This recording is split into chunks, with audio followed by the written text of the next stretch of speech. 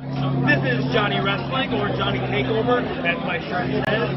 And listen, I want you to listen. Like, we're involved right now. It's crazy, it's loud, it's hectic. We're in New York City, but I want you to listen to the No Holds Barred Network.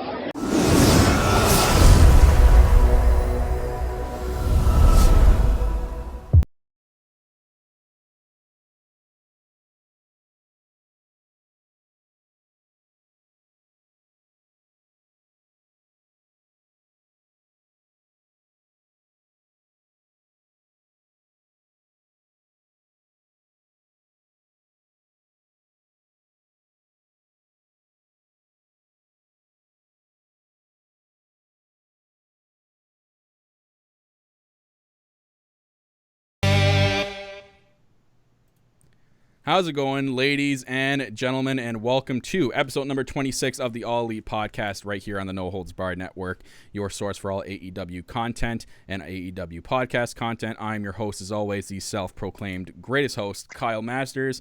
I'm always joined by my co-host. She is the executive vice president of Giggles and the heartbreak chick, Tiffany. And we are joined by a third guest today. None other from AEW, Dustin Cutler. Brandon, what's going on? Hey, how are we doing? Doing great. Thank you for coming on to the show. It does mean incredibly a lot to us. Like I said before, we are so humble for you coming on the podcast and ready to get the word out on who Dustin Cutler is to the AEW universe. Well, thank you very much for having me. Awesome. So, as always, guys out there, if you are new to the podcast, welcome to your first episode of the AEW or AP podcast right here on the No Holds Barred Network. Don't laugh at me, Tiff. Is where myself and Tiffany talk about anything that's going on in the AEW world. We do our Being the Elite reviews. We are now going to be doing pay-per-view review and predictions, and when the show gets going in October, we'll be doing weekly reviews of the television show right here on the All Elite Podcast. We are also doing stuff like this, like interviews with, as you've seen yesterday, live on YouTube with Maria, and then today with Dustin Cutler. So this is another huge step right here in the All Elite Podcast for us. So we're ready to keep going with you guys out there. But you guys know the drill right in the beginning of the show. You guys want to subscribe to us on social media at All Elite Podcast on Facebook, on Instagram at All Elite Pod, and on Twitter at All Elite Pod as well. You can also follow myself at Real Kyle Masters, and you can follow Tiffany at Loves to Dream 82. All links are located down in the description below for you. And you can follow Brandon. I put his link down there too if you're not already following him. I don't know why you wouldn't be already following Dustin Cutler. No! The star of the Double or Nothing buy-in. Just saying. We are also available to take on the go. We are available everywhere for everyone, and that is on iTunes, Apple Podcasts, Spreaker, Google Podcasts, Spotify, Stitcher Radio, CastBox, and iHeartRadio app. Everywhere you get your podcast, we are available for you guys to take the All Elite Podcast with you. And thank you for everyone that's downloaded the episode and tuned in live as well. We also have a t-shirt store, and that is the DDP Tees t-shirt store, brought to you by KayFabe Tees. They are an awesome t-shirt company and have brought us on with them to sell our tees. We have a bunch of tees. We have 7 total t-shirts. We have the main generic t-shirt right there in the middle, and such t-shirts like the official mascot Fat Pharaoh with a PH, and Tiffany's favorite shirt, the List of Husbands, which grows day by day with Tiffany. So lots of people get added to that list. So thank you to KayFabe Tees, and as always, all proceeds are donated to Culture City. We do not make a single profit on these t-shirts. We donate everything right to Culture City. So we already had our first one, but that was because me and Tiffany bought t-shirts off the website. That's all right. So any future t-shirts gets donated right to Culture City. So that's whatforapparel.com/AEP. And as always, a message from the Executive Vice President, Mr. Beak. That's right.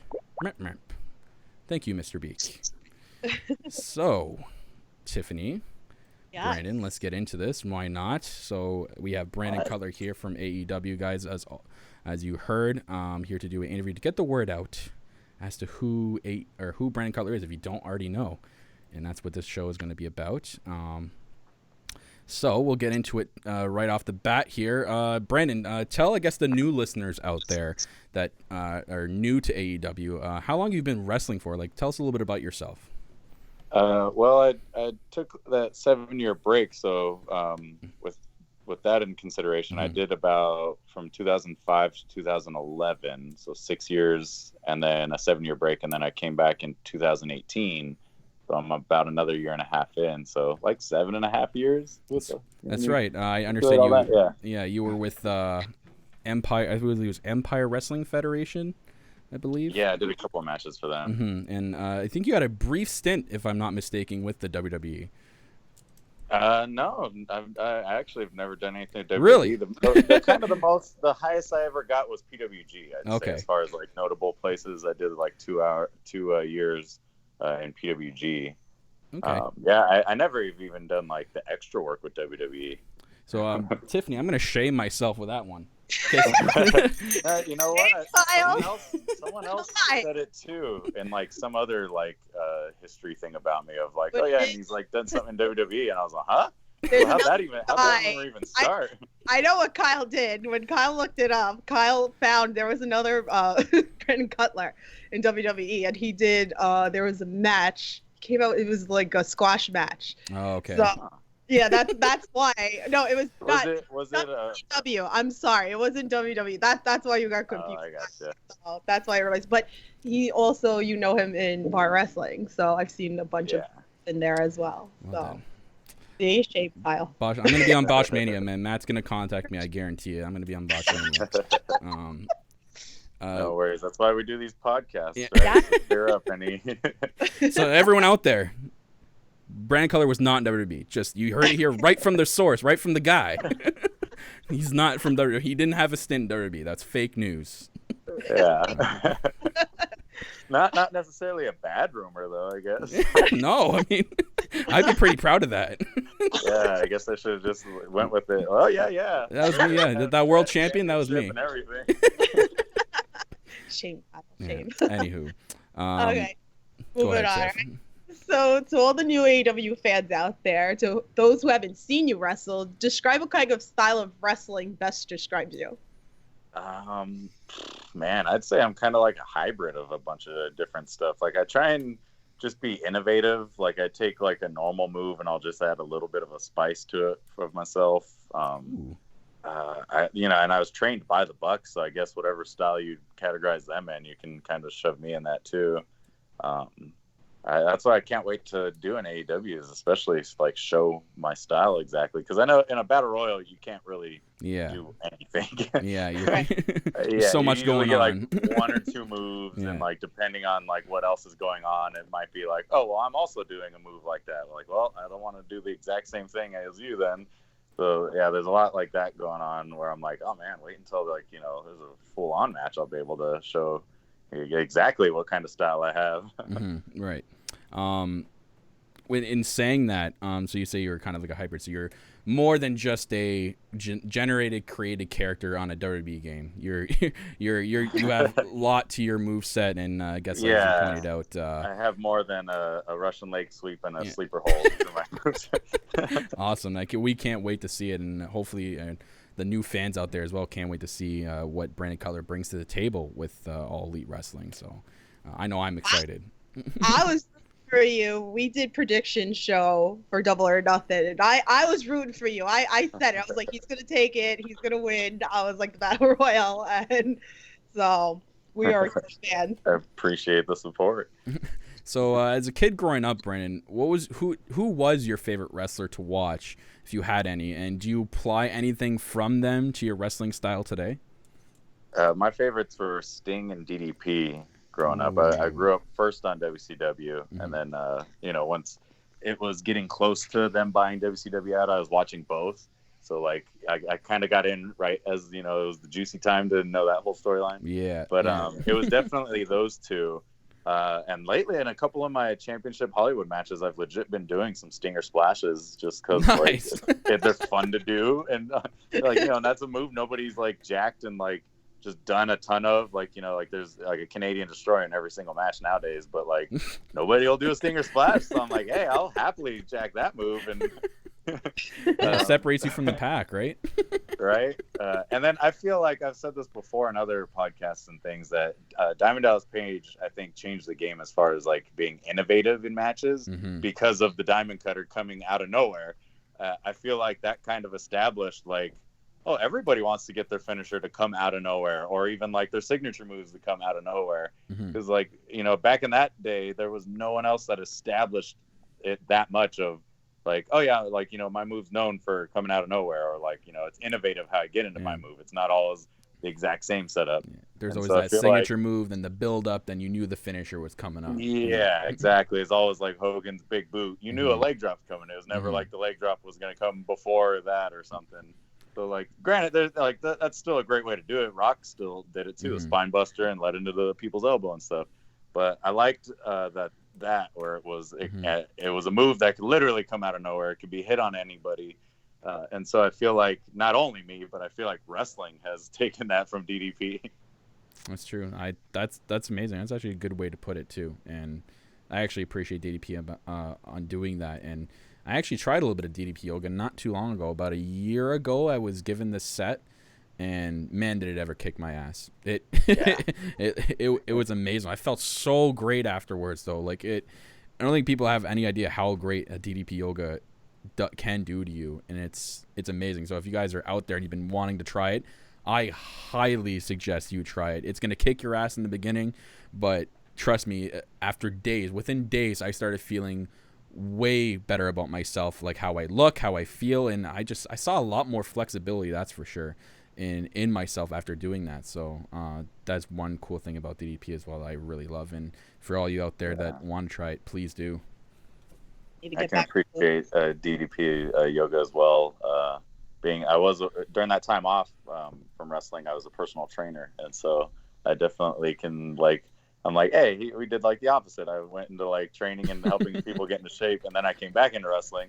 Granted, I feel like he's never really left wrestling, but like he did his whole huge wrestling career, and then now he's switched to that side of it of helping people get in shape and stuff. Right. Absolutely. So before AEW, you worked with various independent wrestling promotions. Who was your favorite person to work with?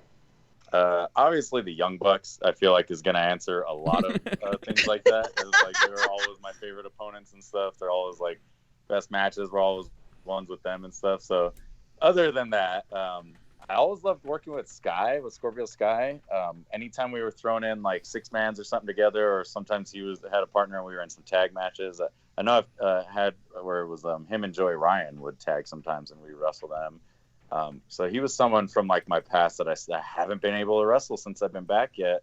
That's been kind of one of my goals is I wanted to wrestle everyone that was around back when I used to wrestle and just see like, I just want to feel it out now that I'm not in a tag team, and then that I have just a completely different kind of move set and it's all just single matches now. So that's been one that I'm like, man, I haven't even gotten him in like a random tag or something, like at a bar show or something. he's one that's on my list of like, I loved wrestling him back then. I want to get him today. And then obviously again, like the Bucks and stuff, but I'll try and not answer everything with the Bucks. Okay. That's okay. Yeah, you and Scorpio Sky, now we have a chance of that happening. Yeah. So I'm very much trying to work towards that too. Maybe all out? I don't know about that soon. I think probably once we've delved into TV a bit. All right, fair enough. It's like, right, it's going to take a while. I'm just a singles guy. He's in a trio. Yeah. It's going to be a little bit until like I can somehow make that match happen. Yeah. Even if I'm with a tag team and I'm a random trio, like I get them at least. You need to make your own SCU. You're right. It's gonna be a little bit because where everything is right now, like he's wrestling OWE guys, or like I'm in the pre-show stuff, so it's like it's gonna be a little while before we can realistically get a match in AEW together. But when it happens, we're gonna go balls. I'm excited now. I can't wait for that. So we understand that your wife is an awesome seamstress. We've seen a lot of her work. She's designed some wrestling attires from the Young Bucks, Cody Rhodes, SCU, and even yourself. How did you meet your wife, and how did this all start? Like, what's the story behind it? So funny enough, it was while I was out of wrestling, but it still had to do with wrestling. Oh. It was one of our back when we would run those HRW shows. It was one of our buddies that used to do those shows with us, and so he knew my wife Denise through theater because he would also do just plays, and she did them and stuff. And so one afternoon they were just hanging out, and he's like, "Hey, you want to watch some of my old like wrestling highlights and all?" So they were watching it, and apparently I was in this video a couple times. Back when I was the tag team, the Cutler Bros, and we had like blue shorts. And so watching the video, she just says, "Oh, that guy's cute. Can I have?" And like, so he goes, "Well, I think he's single at the moment. Let me hit him up and stuff." So he kind of set us up on a date. And then like, we just nerded out with each other. Like our first date was talking about like our Batman collection of stuff that we have. Like, that's cute. Like all the Lego sets I had of Batman. And, you know, it was when all the Christian Bale movies were coming out. Nice. And so, so we just kind of connected through being super nerds. And then, like, within the first month of us chit-chatting, she was going to go to a convention, a comic convention. She was like, "Yeah, I'm thinking of, like, cosplaying as Rogue." And then I, like, hearing that, I was instantly like, "Oh, man, this girl's even into cosplay. Like, that's awesome." And so I wrote back. I was like, "I could be your Gambit." And, like, that's what nice. I think sparked this. Yeah, because then we cosplayed as Gambit and Rogue to that. And we did a bunch of cosplays afterward. But that's where our relationship, I think, really started to grow. Of like, oh man, we're just a bunch of couple of nerds together. Oh. And that kind of, I think, led into her being a great seamstress too. Is we do all these cool cosplays, and then it translated obviously into like, you can make wrestling gear. It's all spandex, just like all the X-Men attire and stuff. Like, and so while we were together, she would always tease that of like, "I wish I met you while you were wrestling. That would have been cool," because she saw pictures and she liked me with the long hair. And I was always like, "Man, yeah, it would have been great. You could have been making my gear while I was wrestling." And then, like, when it came time to actually get back into it, I was like, "Would you make my gear?" And, like, you know, it blew up from there because she made my gear and the Bucks saw it and they're like, "Oh, she does good stuff." And then she just made them gear as, like, a gift, as, like, a little, like, play, like, "Oh, here, it's just some gear for fun." And then they liked it so much, they're like, "She could just keep making our gear if she wants." And then SCU saw the Young Bucks gear and they started asking. And then, you know, Cody has seen it. Marty Skrull's seen stuff, and he's requested, but Tiffany's never Tiffany's boy.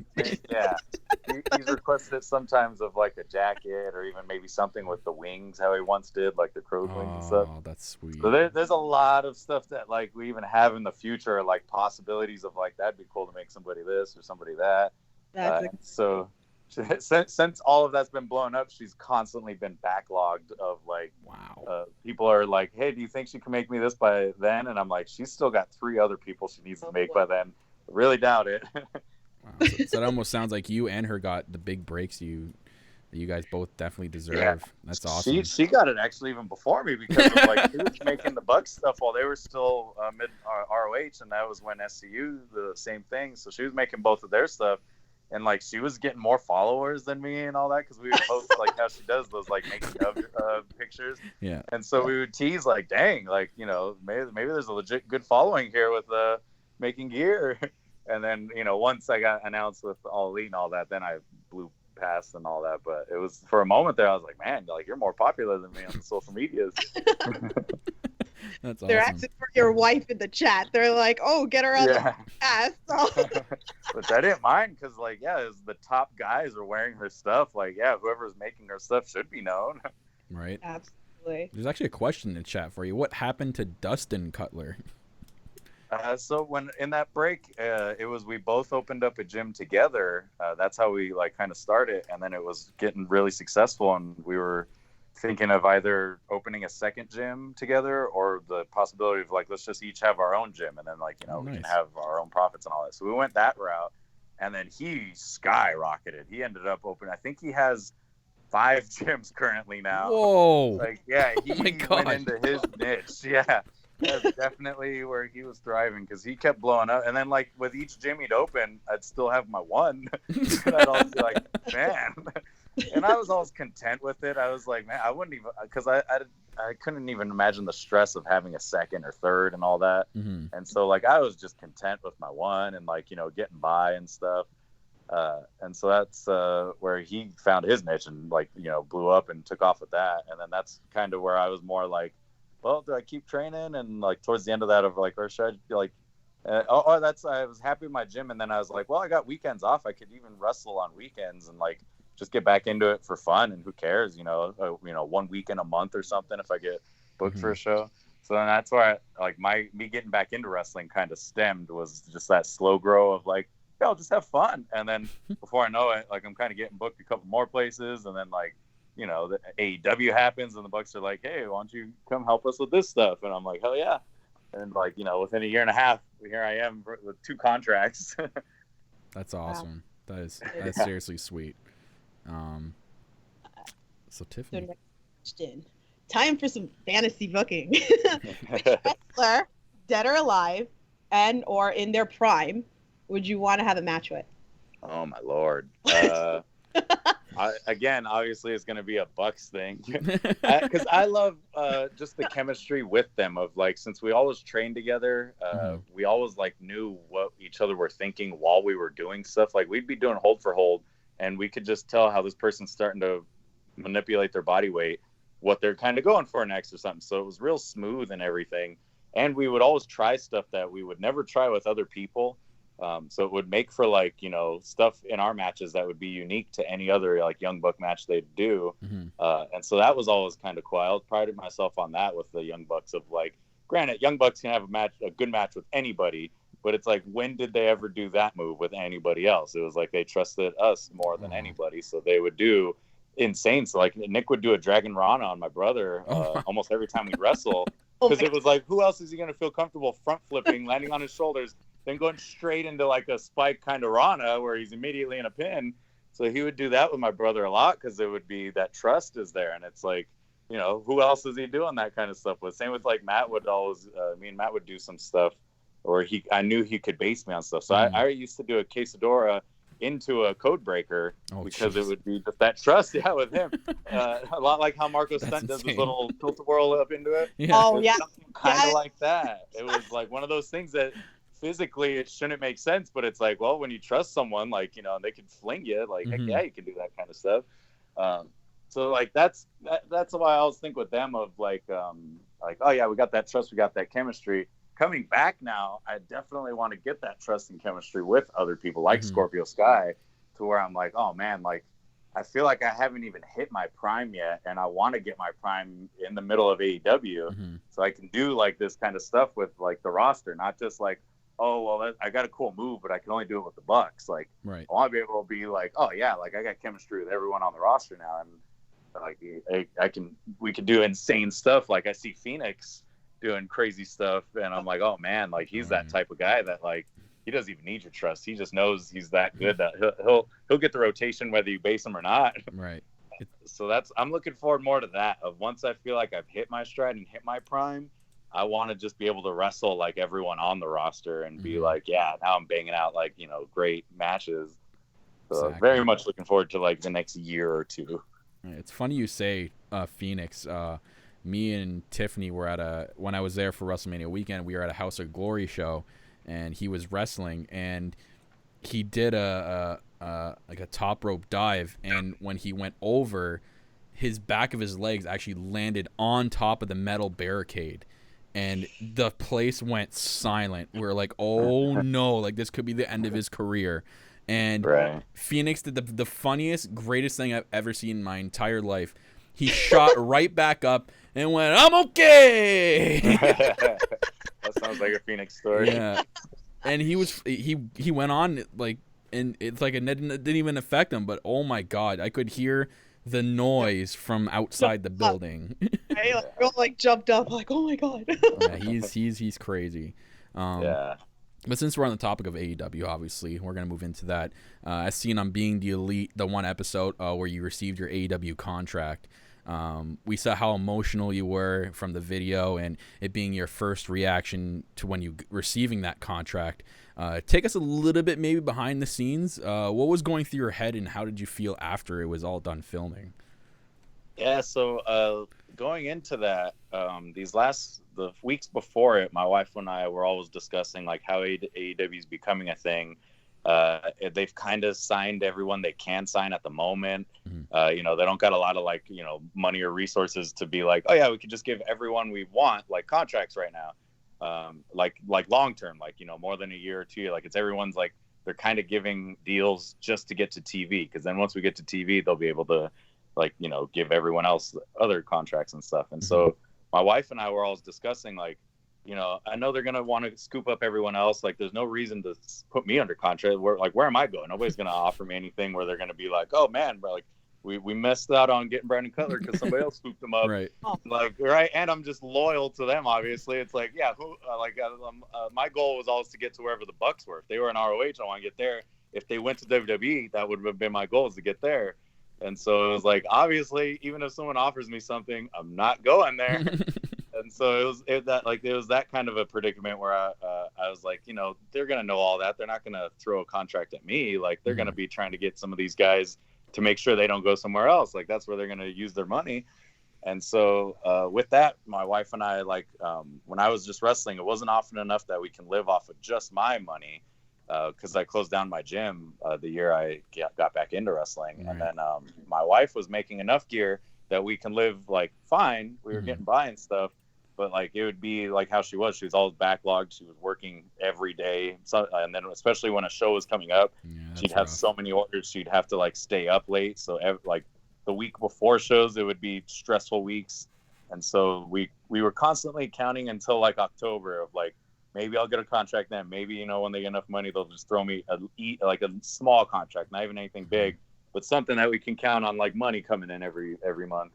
And so that was, like, you know, the beforehand, why it was so, like, good to me of when I did get it. And then so going to their house that day, they wanted to just film some bits because they had to send some stuff off to AAA for, like, that their build up for the tag test. So they're like, hey, you want to come over? We got to film some segments so we can send it to AAA.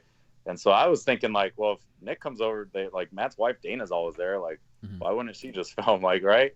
And so when I was coming over there, I was like, oh, well, you know, they've been wanting me to help them more and more with being the Elite. Like, anytime they're in town, they invite me to go with them to film stuff and all that kind of stuff too.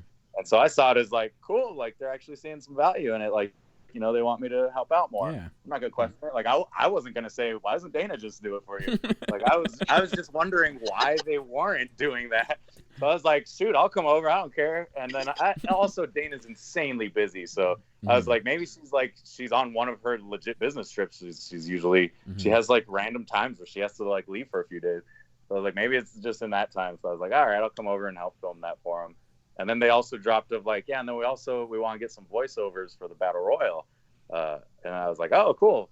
And so after we filmed their thing, they're like, cool, that's everything, huh? And Matt's like, oh, wait, well, we got to do the Battle Royal voiceovers. I was like, oh, yeah. So, like, what is it? Is everyone saying, like, something for their character or something? You know, it's like, maybe Sonny Kiss is saying, like, I'm breaking down barriers. And, like, I'll be saying, like, you know, I got a family to provide for, or something like that. And so I was kind of just, like, inquiring, like, or is it just everyone saying, like, I'm going to be the winner. I'm going to be the winner, right? And then, you know, you string them all together. Like, each person says one part of that phrase or something. And so I kept asking, and Matt's like, yeah, we got it. I think everyone's doing so. Like, he would give me these answers. And I was like, oh, all right. And, like, I wouldn't know what they're even doing then. So then they got, like, the camera and all that. And I hadn't shaved my head. And, like, you know, it was, like, a couple days of stubble. So I was wearing a hat. And I was like, you guys don't got to get me on camera, right? This is just going to be, like, you know, just my voice. And Nick's like, yeah. And so in my mind, I was like, well, even if they use a clip of this, at least I got a hat on. So, like, you know, you don't see how bad I'm balding and all that. Like, you know, I look like George Costanza style. Yeah, like, I feel you. I got the same thing going on upstairs, man. That's why I'm wearing a hat right now. Yeah, right? And so I was like, all right, well, at least luckily I brought a hat today.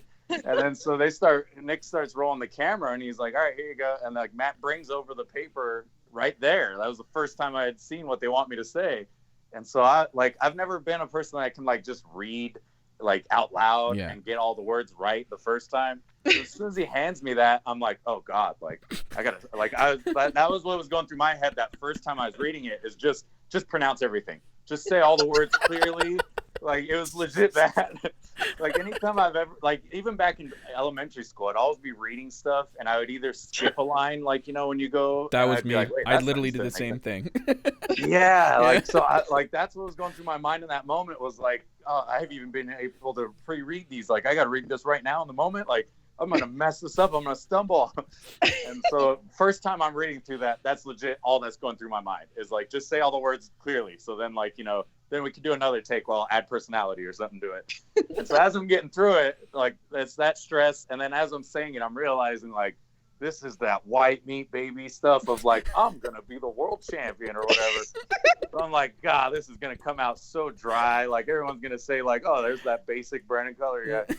So like, I'm stressing after on that could first be a good read gimmick, already. basic Brandon. So then they have that line about I've been gone for 7 years. And that just breaks me because I'm like, wait a second, is this supposed to be good for me? Or like most people will see like, oh man, he's been gone for 7 years. Why is he even in here? And so like, I'm laughing at that. And so I tried to start reading it again. In that moment, I'm silent. I'm just going from the top, reading it again. So I'm like, okay, so this time I'll be able to read it and not have that whole in my mind about like, you're going to stumble. Mm-hmm. And so Matt says like, well, read it out loud. Now looking back at it, he's probably thinking I'm reading it ahead to the part where it says the contract. But in my mind, I'm actually starting from the top again, just trying to reread it. And so when he says like, well, read it out loud, I'm like, oh God, they genuinely just want like my first take, however it comes out. Like they just want genuine. Because that was also on the Cody's road to Double or Nothing. Right. His thing was nothing scripted, just be real. Like, if you stumble on something, just keep going. It was that very much. So I thought this was the same kind of setup of like, oh, they just want real. They don't want it to be like, oh, well, we ran through it 20 times and this was the best take. Like, so I was like, all right, like I get where we're going with AEW then. So I start reading it again. And then that's where, was that take where it was like, oh yeah, I got to the end and didn't know it would come in.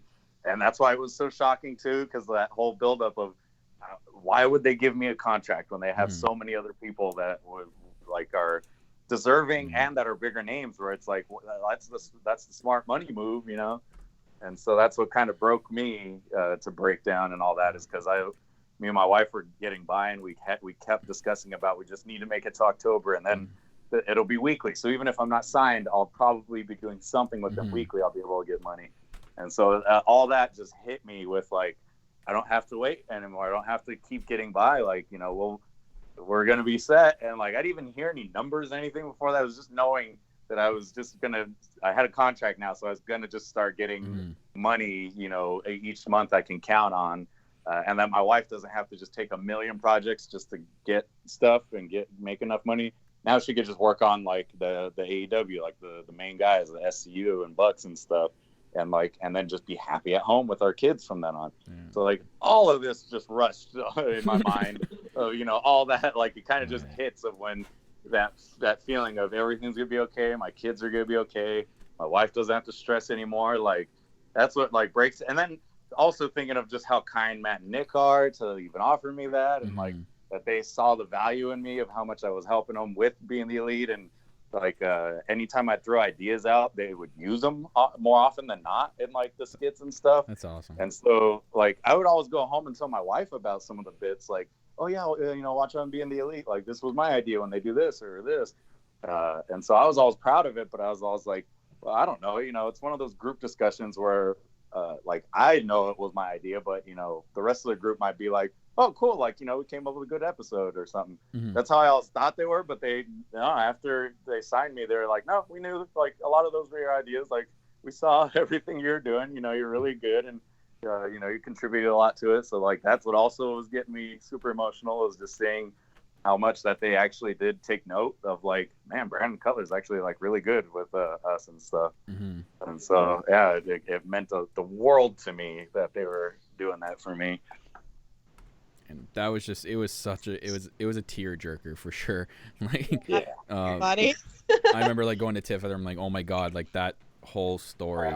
I felt it, like it stroked the heartstrings like really, really, really good there. And I'm like, man, that, and I didn't know a lot about you at that point too. I was still trying to gather more stuff about like who you were and stuff. And watching that was probably the greatest story I've seen so far on being the elite. Like it was just so heartwarming and touching, and especially because when he mentioned your wife and kids, that was the first thing that went through my mind. Like, oh my God, like that was the most important thing out of all this, right? Is the support for your wife and kids, and that was just knowing that my kids will be good. Like, it's not going to be they grow up just knowing like, oh, well, we have to share a bedroom because we can't afford a house with they each get their own, or like, oh, we can't buy that because we just can't. It's not like, oh no, you're not being a good kid, you can't buy it. It's more like, no, even if you were good, we still just can't afford that or something. Or it's just that, yeah, as a parent, that's the greatest feeling, is just knowing you can spoil your kids, or you can give them what you would want them to have, kind of a thing. Right.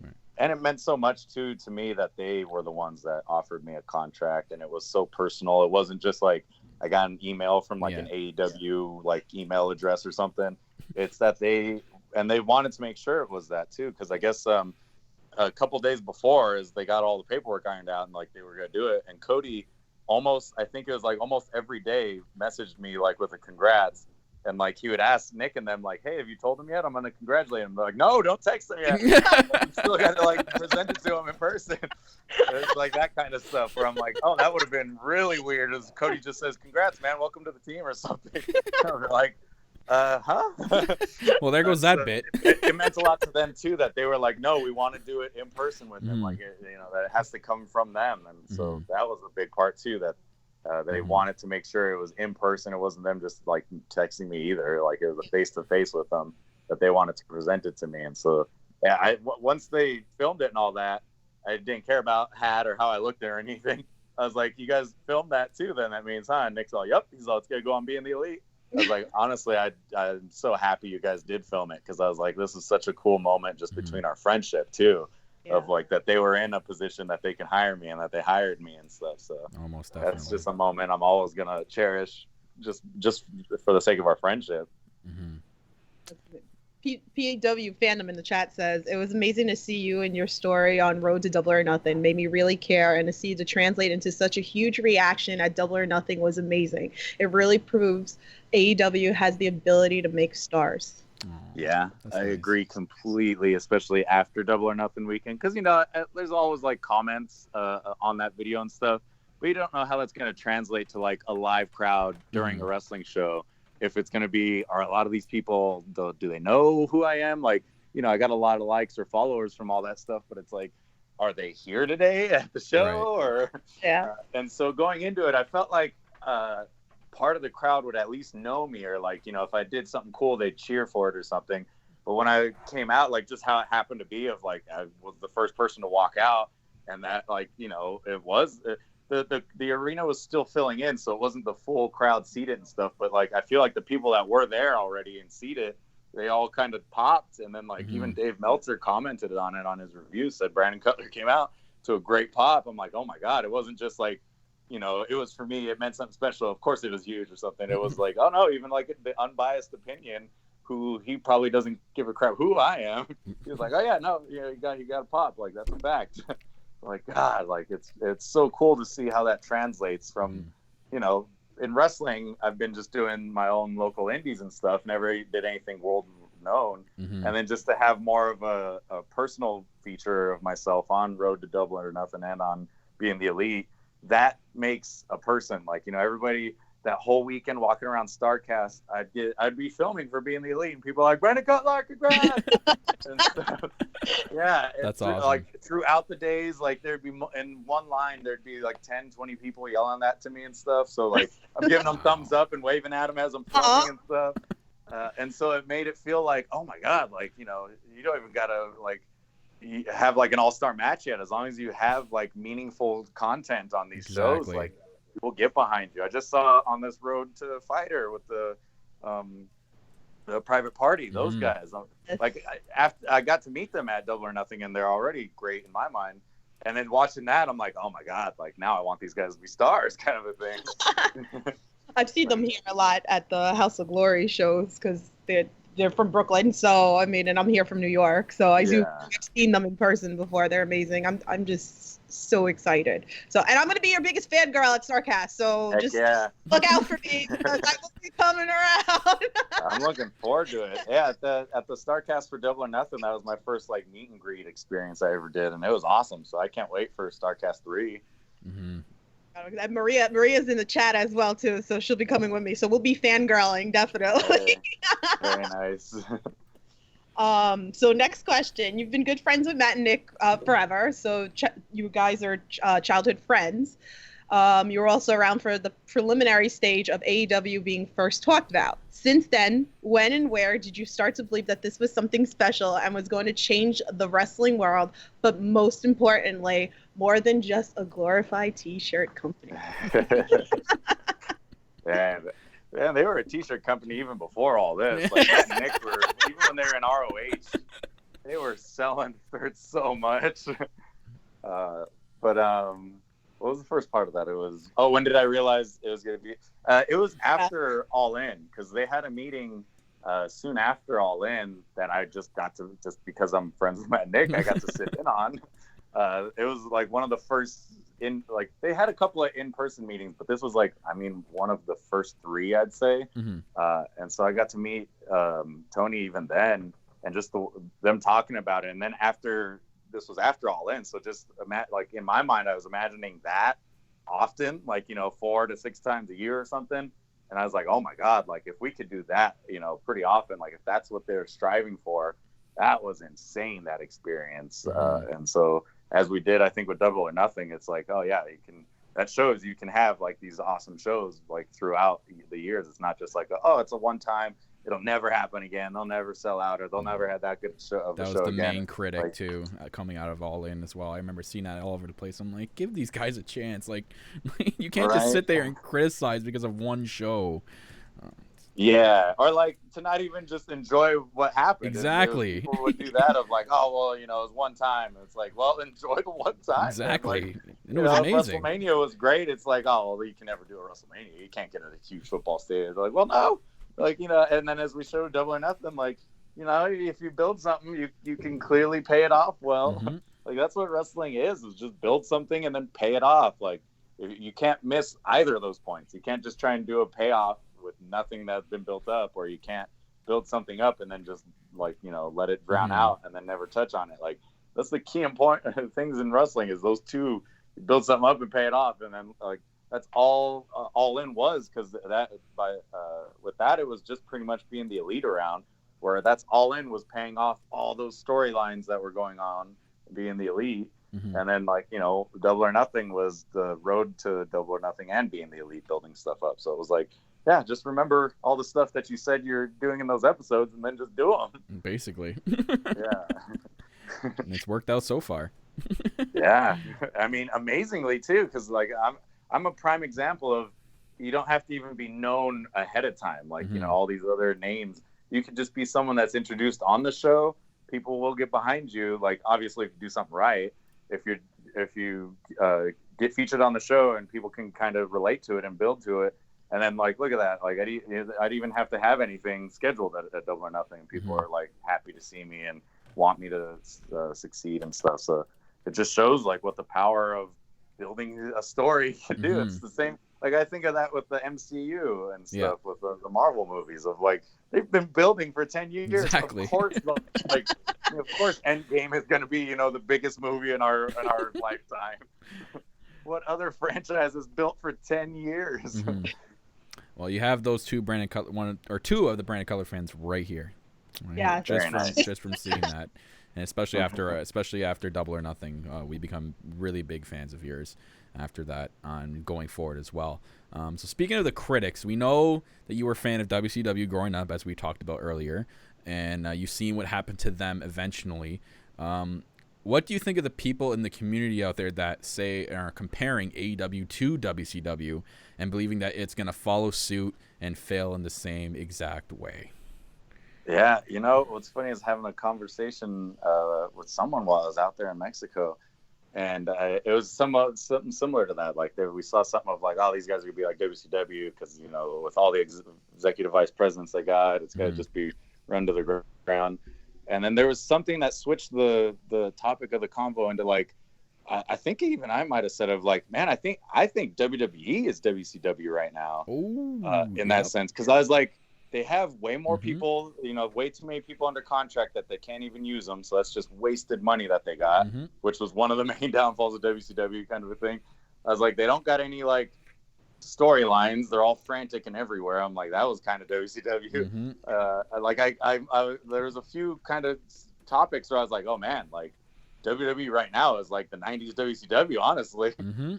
Where I was like, I don't feel like we're the WCW in this situation. It's true, and it's a shame too with the roster they have right now. Oh. Yeah, undoubtedly the best wrestling or wrestlers that there is, like ever in any era. Like the most amount of good wrestlers that there are. There's no excuse to not have like the highest things. Like I was listening to the Tony Khan and Stone Cold podcast, and they mentioned that of like, yeah, in that era when Stone Cold was on top, there'd be 10 million viewers on Raw, and then now there's like 2.5 million. Barely, and it's like where'd all that go? Like you got no excuse. Like you got the best wrestling in the world. Like we just gotta get the story behind it, and that's what matters. Exactly. Yeah, you can have great wrestling, but that's just like indie wrestling, where it's just a great match that has nothing built behind it. Like that to me is indie wrestling. And then like what should be the highest, the bar that, I mean, it's honestly the bar we're all holding the WWE to is the bar they set back in like the 80s and 90s, and when they were at their hottest. It was like, all we want is just like your own expectations. Like you guys gave us great stuff and great content back then. We just want more of that. And that was when, everyone undercard and top card had storylines. Like I could tell you back from the Attitude Era, like Val Venus's storylines. And it's that man. I couldn't even tell you what titles he held though, but I could tell you like he definitely had some stuff. And Al Snow, like all those guys, like their undercard even had beef with each other and stuff. So it was like, it doesn't have to be the top guys that got beef. It's just make story for your whole roster, like you did. Like we're only ever comparing to like your greatest hits is really what it is. Like it's not like, oh man, we're doing it right and we're doing stuff that's never been done. It's like, no, we're just following your old formula and it's working. Exactly, and that's really is exactly what you just said. Like the storylines came first, and that's what made it great back then.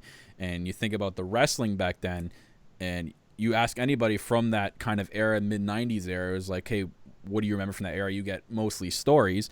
When they asked them to bring up a good match, there was good matches. There was guys around that time like Shawn Michaels and Bret Hart who were doing those incredible matches and giving you that, as well as the storylines. And that's what made that era so good. And that's what a lot of people fall back to, because that, again, like you said, that's the bar that they set. And for some reason, they kind of be wanting to sway away from that for whatever reason that we don't know.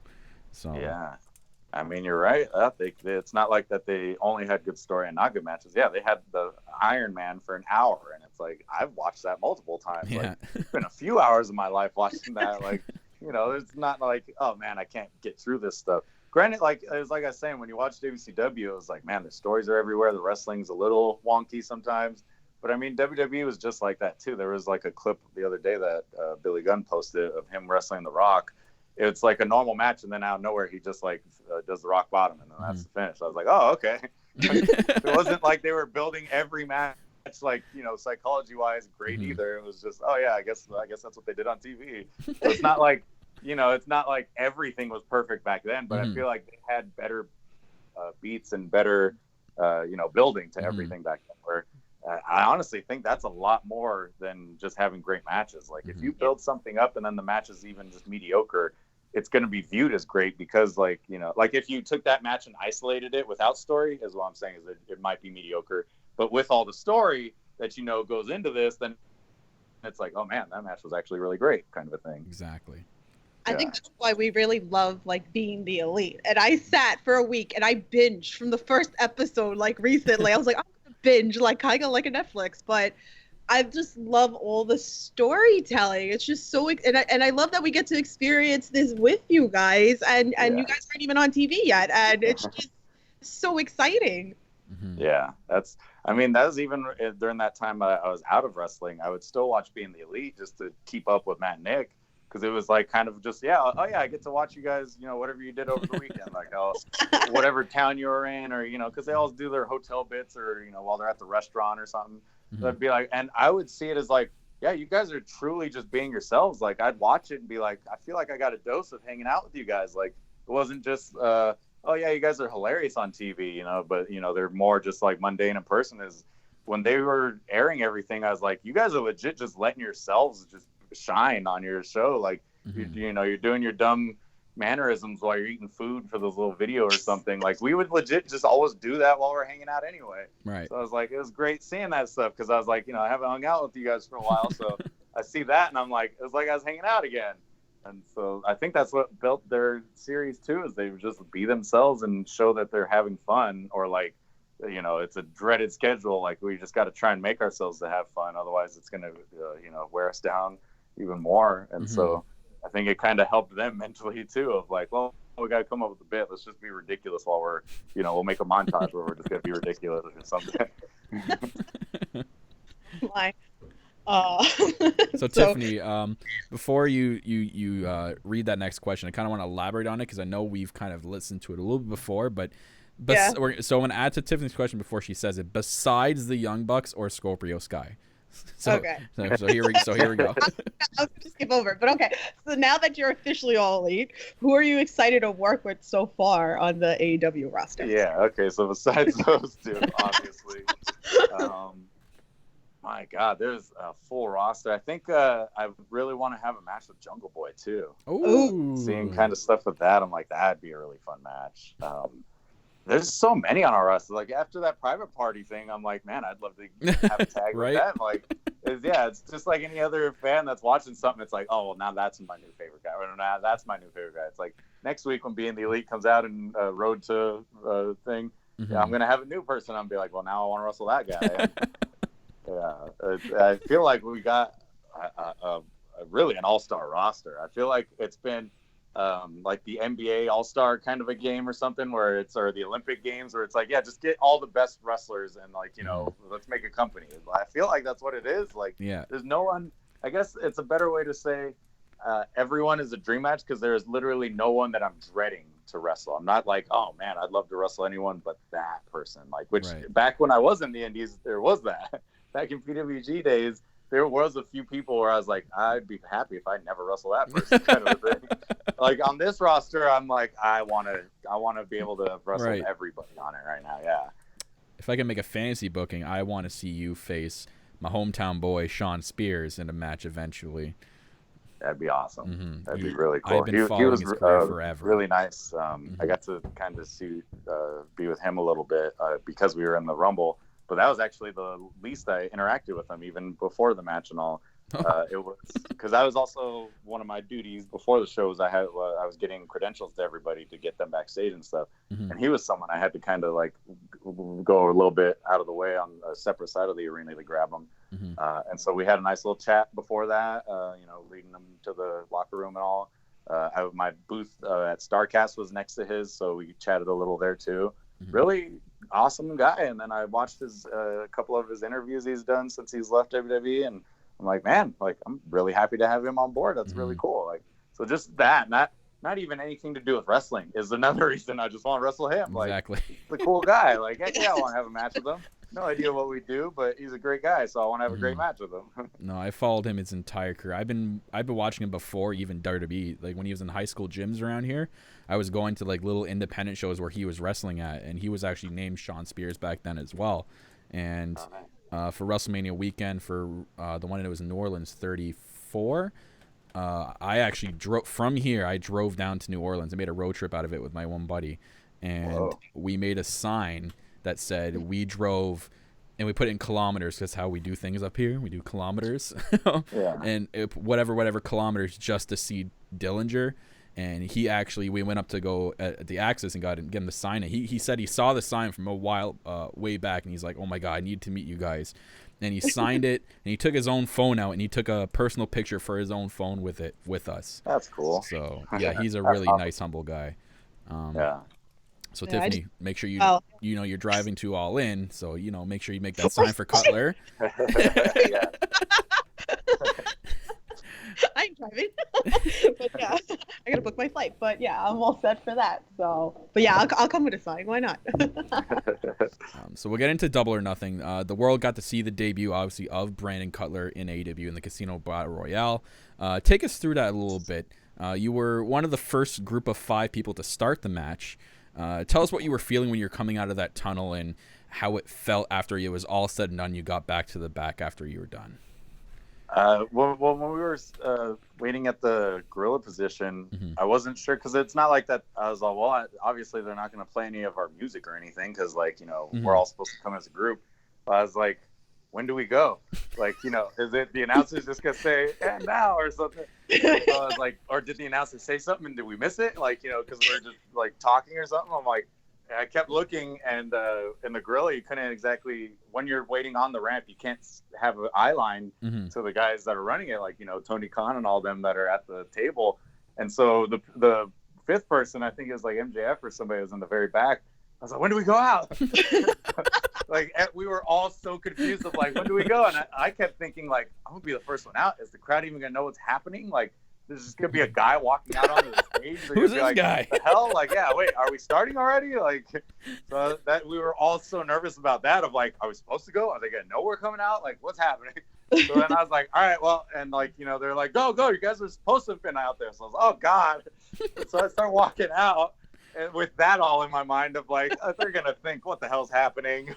And so, it was a nice reception I came out to, but that's what was going through my mind. And then, like, as soon as I hit the ramp, it was like, oh my God, like, this place is filled now. Like, it's getting, everyone's coming to their seats. Like, they're seeing, like, I looked and I saw on the screens that it's saying, like, buy in Casino Battle Royal on there. I'm like, oh man, like, like it's starting. Yeah, it's a whirlwind now. And I tried to take every moment of that I could in. And I always said, you could give me a half-hour entrance, I still wouldn't have been able to take it in. Because, like, even that we were the first group, we got to go into the ring and then just look around because, they still got to set up stuff. They go to the announcers so that they can welcome everybody to the show, since we're supposed to already just be preloaded in the ring, so that when they start the show, like, oh, and now we're going to go down to the ring for the Rumble. And so, like, I'm just trying to take it all in at that moment. And I ended up spotting my friends and family section that we had for them. And so, like, I was kind of, like, waving to them and stuff. And so that felt cool of, like, man, and this whole crowd I spotted, like, our friends and family, like, the Bucks family, my family, like, I saw them out there. Like, so now I know where they are in the arena. Like, so I can see. So that was kind of cool. But, yeah, it was a lot of that happening of, like, oh, just take it in. Like, enjoy all the crowd and stuff. And then, like, before I know it, they're live and they're announcing our names. I'm like, oh my God, I'm still just like looking around, smiling at everybody. Like, I gotta get, like, I gotta get in the moment here. I'm about to wrestle. Yeah. So I was enjoying it, I think, a little much. But beforehand, they had a whole meeting, before the show and stuff, and that was the main point of it. Is like, you only get this first impression once. Like, enjoy it. Take a moment, enjoy it today. Don't be so caught up in everything you're doing that you forget to, like, enjoy it. And so I was like, definitely took that part of the meeting, and I was like, well, I probably enjoyed it the most of anybody, I think. Wow. Awesome. So besides you being on the pay-per-view, what was your favorite moment or, like, a match from that weekend? Anything that, like, stands out to you? Man, I think it was just it was in the middle of the main event.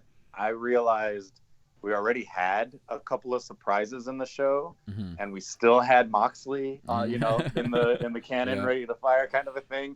And middle of the main event, I was kind of just scanning the crowd and realizing, like, all of these people are completely happy with what's happened already. This main event can end, and they will all go home happy. Which, like, going into the show, that's all anyone was saying is like, well, they better have Moxley there and stuff.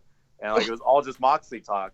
And so in that moment, though, I was like, this crowd can go home and be happy, and no one will even realize Moxley didn't come out. Like, if he didn't, no one would go home thinking, man, they didn't even have Moxley. They'd get home and then read something on the internet where it said something about, like, they didn't have Moxley, and then they'd be like, oh, yeah, like, I was happy with what they gave. Oh, I was more than content. I was way more than content. So feeling that in the middle of the main event, knowing, like, the crowd is already happy with the show. Just wait until this thing finishes. So, like, that was a moment of, like, an aha thing of, like, man, they're going to go home so happy with what we got loaded. Right. Yeah. So I was at my friend's house, and, like, their daughter was sleeping, and, me and Kyle talked about it on the podcast with Moxley and rumors and stuff, and I forgot that there was even a rumor that was going on. And then when he popped out, we all, like, me and my friends, we jumped out of the seat screaming. We're like, oh my God, did we wake the kid up? Yeah, because, like, you know, any big show in wrestling, you got to have something kind of shocking or something surprise. And like, just that the whole internet was already talking about Moxley, I felt like, well, you know, unless we deliver on that, they're going to be unhappy. But in the middle of the show, like I was saying, like, we already had Awesome Kong come out that everyone was shocked by. Bret Hart comes out and announces our how our belt looks and stuff. So I was like, there was already that like crazy shock and value, and like, oh man, like they've already delivered on like, oh, they had like, you know, the surprise of the show or something. And so that's where I was like, they won't even feel like, oh man, like it was good, except there was nothing shocking that happened or something. I was like, oh no, like there was already some shocking stuff, but like this is obviously gonna take the cake. Yeah, his that title belt's beautiful, by the way. That championship, my God. But it's huge. Yeah, it's huge. I like that. You know what? I'm a fan of that. That to me, it symbolizes like a presence. Like you're the world champion. You're the big deal in this company. Like you carry that big belt around with you. Yeah. So that I love that. And it's not like a bad big. It's not like the big and like it's just ugly. It's so big. It's a good big. It's like the WCW world title kind of big. Right. Like oh yeah, a lot of metal. It's not. That's how I like titles. Is more metal than leather. You know, ratio. And so I like how at StarCast, the guy that made it, he brought it over so they can kind of see it again. And I got to like kind of hold it a little bit too, because it was with the Bucks and Cody, they were kind of like looking at it again. And so, they were kind of doing it. Nick would put it around his waist and have fun with it and stuff. And seeing that of like, God, that thing is huge around your waist. And they let me like kind of hold it just to see how it feels.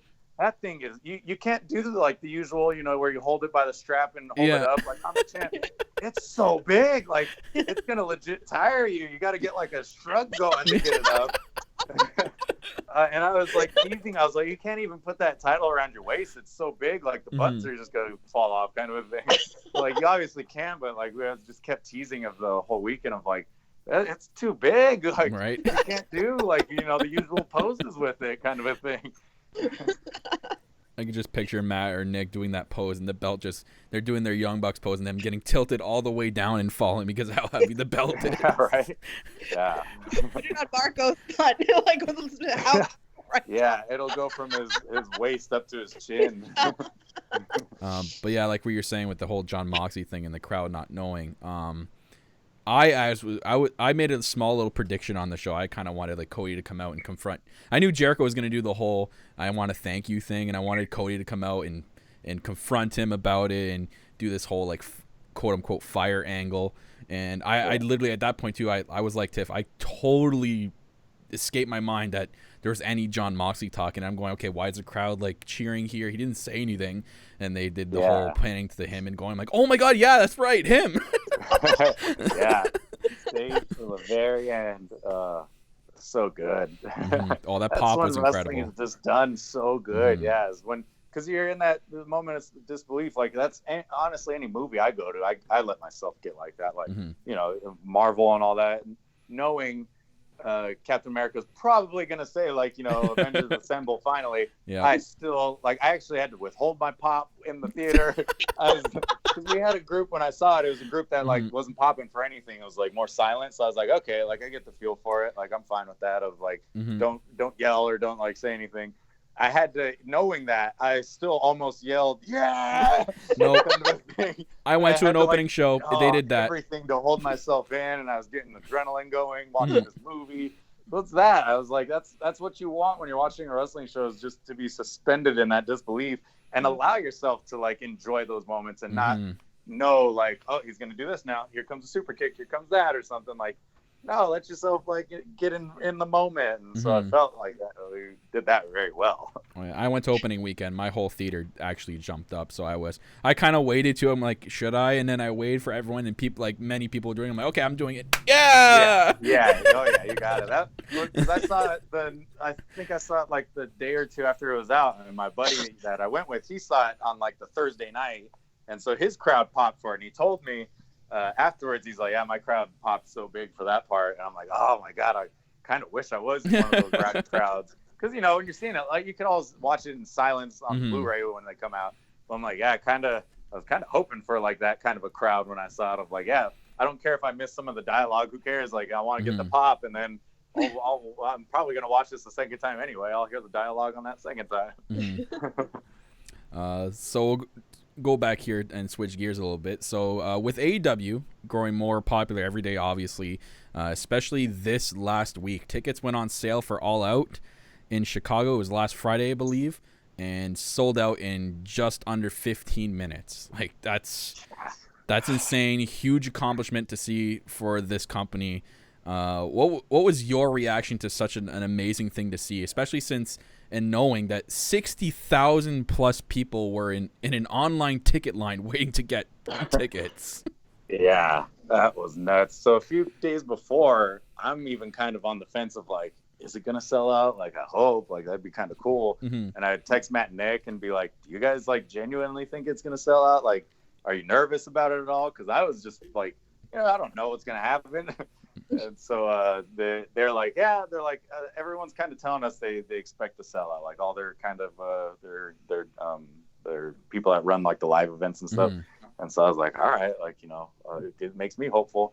And then of course, when it goes live, I try and jump into the queue as well, just because I was like, yeah, that'd be kind of cool just to land a couple tickets. I'll do a giveaway or something if I do end up getting in or something. And so I was like, I just want to see just like All In of like if I could get in the thing again. And so when I got in, the way this one was, it told you like what place in line you were or something. And so I got in, I think I was 20,000. Oh my God. In line. Yeah. And it said like some of like there's 6,000 people ahead of you, and I was like, oh my, like as far as like that are getting checked out or something. So I was like, oh my God, I'm 20,000, and like I won't even get to the checkout until 6,000 or something. Wow. And so I was like, yeah, and like I started just texting Matt and Nick during that 15 minutes of like, I think like I get that if it's counting because I had my phone and my laptop going, so I'm like maybe that's 2. So I'm like, maybe if the 60,000 was a lot of people like me, I'm like, even say if it's 30,000 people with multiple computers, if it counts it that way. But I was like, that's still a lot, guys. Like, place only sits 11, maybe 12,000 if they rearranged it a little bit to make more room. Okay. But I was like, I have the shirt that says how many people were there. It was 11,000 and like 206 or something. So I was like, there's only 11,000 people, even if it's 30,000 in the queue. I'm like, you guys are just sell out. So I was like, at this point, I kept trying to phrase it of like, it's either like it's based on their computer system how fast you guys sell out. Because I was like, maybe that's how All In was. It took a half hour because like, it could only ring up that many people in a half hour. Right. So I was like, well, we'll see how efficient, Sears Center can ring out 60,000 people or whatever.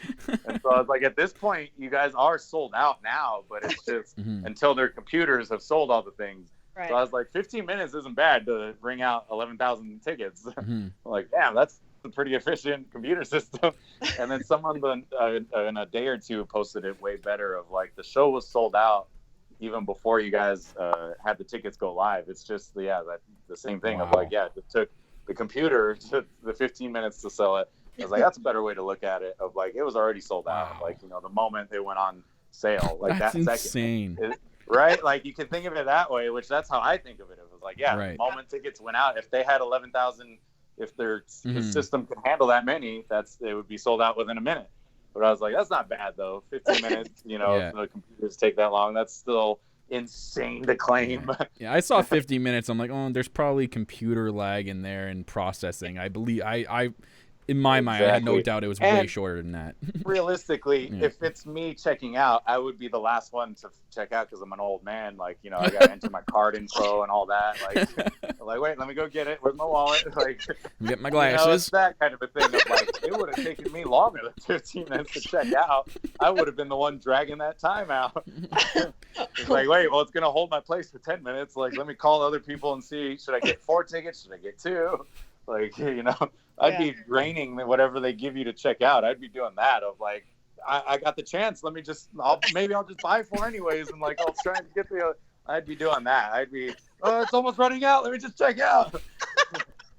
I know a bunch of our friends were like legit. I seen pictures like of being sent to me, their laptop, their regular house computer, their phone, their iPad, all open. I'm ready to get these tickets, Tiffany. And I'm like, I wasn't playing either. So I made sure days before that I got the StarCast package because I was like, I'm going. I don't care what anybody thinks.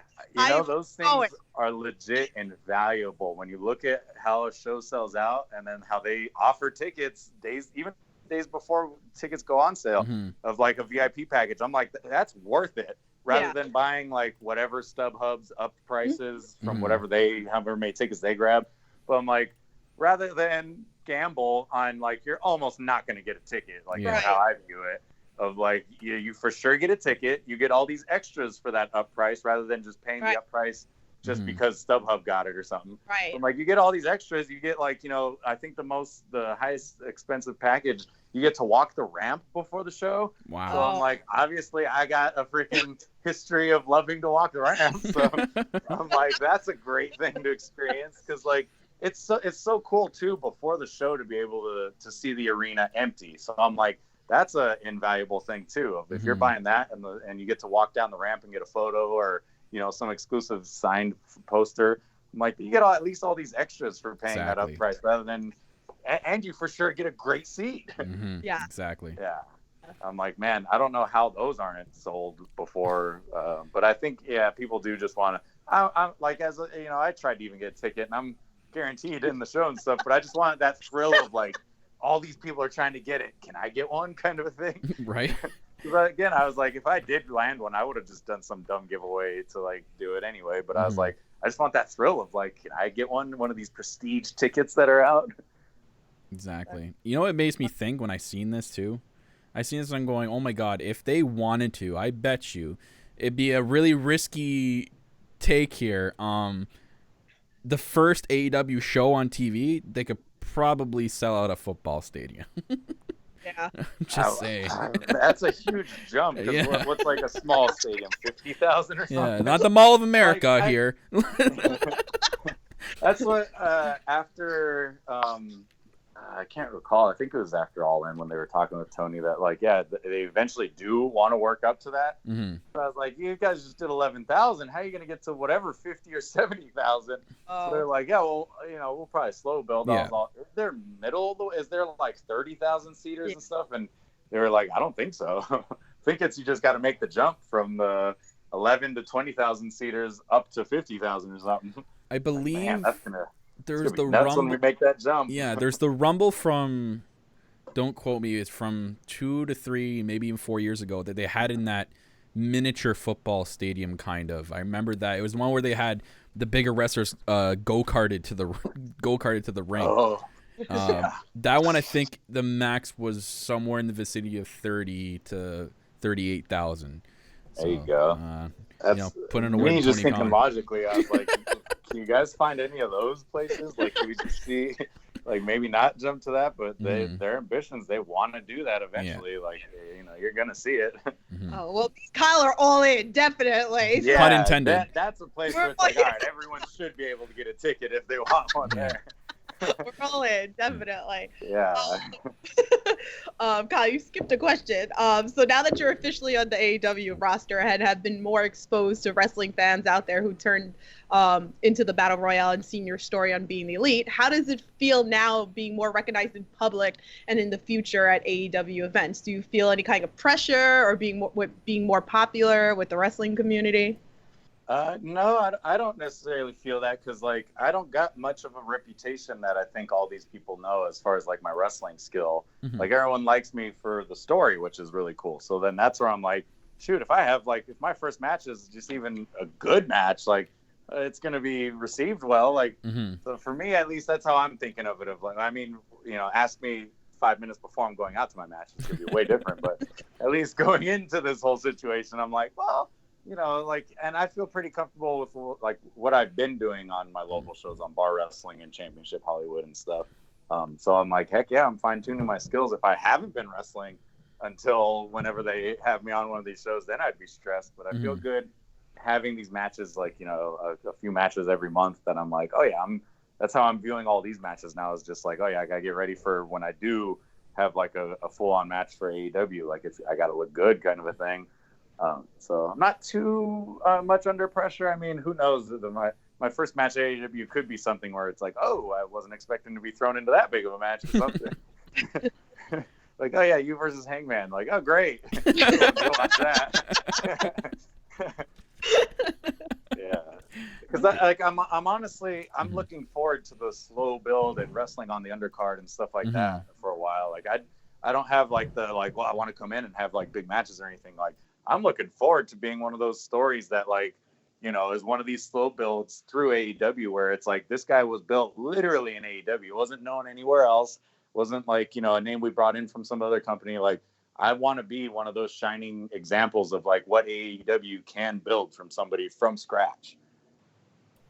Right. Okay. I like that. I like the slow build from the mid card, lower card. I like that, and it gives more of a chance for the fans to get to know more about you and kind of build their way up with you along the way. I like that. I like that a lot. Yeah, especially with my story. I feel like everyone's gonna want that for the long term story too, of like a slow build. Nobody's gonna want to see me just skyrocket and be like, you know, oh he's thrown in like how there's that 4 with like Jungle Boy and MJF, Hangman and Havoc.